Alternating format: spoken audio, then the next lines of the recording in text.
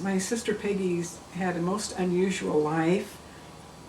She's responded to so many of the things that have happened to her in a very mystical, heartfelt way.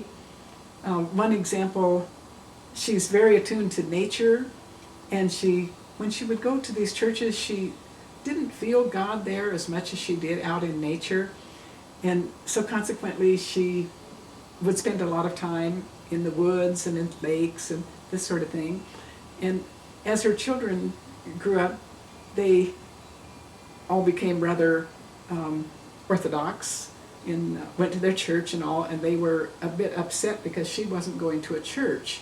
So she thought about this. So one Mother's Day, she invited them. She lived over the coast, about 40 miles away from them, and so she invited them over for Mother's Day to go to her church. And of course, they all said, "Mother, you have a church, finally." And she said, "Oh, yes." And so they all came over. She fixed them a big breakfast.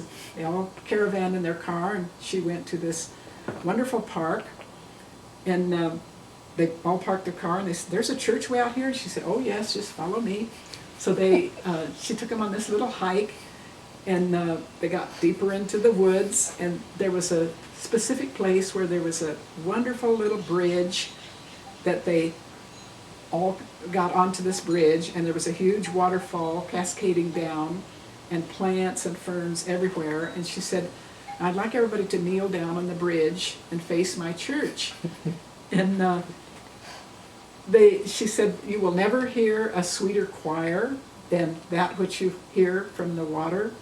You will never smell sweeter smells in a church with incense." And she said, "You will never feel closer to God than when you're right here in His creation." And that was kind of the type of person my sister is. And so many things had happened to her through her life, which she handled so beautifully, that I finally wrote a book about her, which is Coming Full Circle.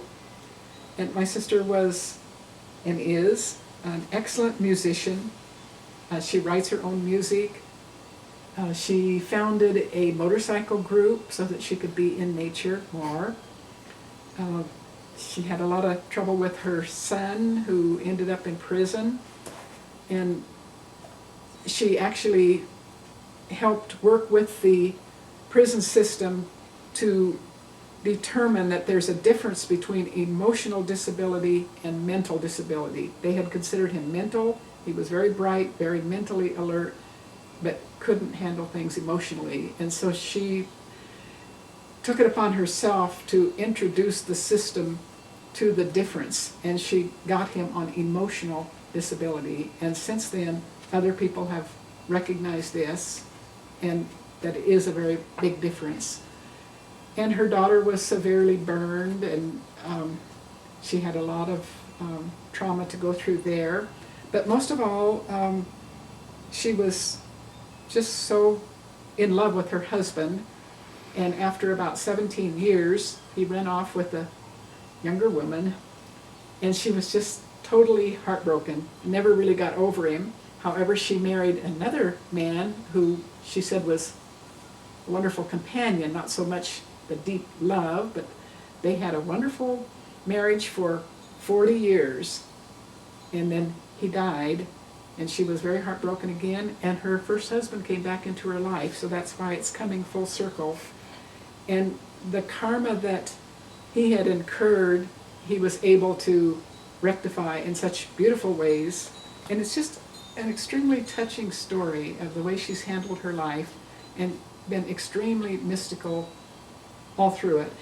For instance, when she plays music, and she plays a lot in churches and other gatherings, and she says that when she starts singing, that something comes over her and it's no longer her, that she is like listening to something singing through her. And the people listening all say it's an angel, and I think so. Very proud of my sister.